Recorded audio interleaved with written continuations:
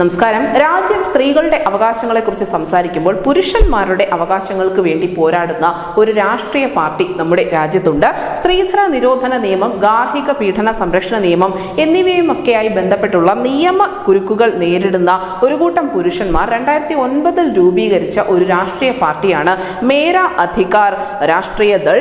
2019 ലോക്സഭാ തെരഞ്ഞെടുപ്പിൽ ഈ MARD എന്നുള്ള രാഷ്ട്രീയ പാർട്ടി അവർ വാരണാസി, ലക്നൗ തുടങ്ങിയ മണ്ഡലങ്ങളിൽ നിന്നൊക്കെ മത്സരിച്ചിട്ടുണ്ടായിരുന്നെങ്കിൽ പോലും തോൽവിയായിരുന്നു ഫലം. പക്ഷേ പിന്മാറാൻ ഈ MARD എന്ന പാർട്ടി തയ്യാറല്ല.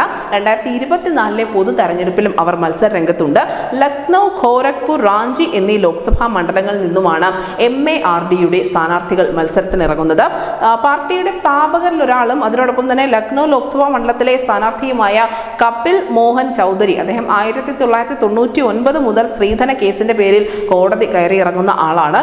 വിവാഹമോചനം നേടിയെങ്കിൽ പോലും സ്ത്രീധനവുമായി ബന്ധപ്പെട്ട കേസിൽ ഇപ്പോഴും നിയമക്കുരുക്കിൽ പെട്ട് കഴിയുന്ന നിരവധി ആളുകൾ ഈ പാർട്ടിയുടെ ഭാഗവുമാണ്. പുരുഷന്മാർക്കായി ദേശീയ കമ്മീഷൻ രൂപീകരിക്കുമെന്നതടക്കമുള്ള വളരെ രസകരമായ ചില വാഗ്ദാനങ്ങളാണ് ഈ പാർട്ടിയുടെ പ്രകടന പത്രികയിലുള്ളത്. ഞങ്ങളുടെ ലക്ഷ്യം പുരുഷന്മാരുടെ അവകാശങ്ങൾ സംരക്ഷിക്കുകയാണ്, അതിനർത്ഥം സ്ത്രീകളെ മോശമായി ചിത്രീകരിക്കുകയല്ല എന്നുകൂടി ഇവർ പറയുന്നുണ്ട്.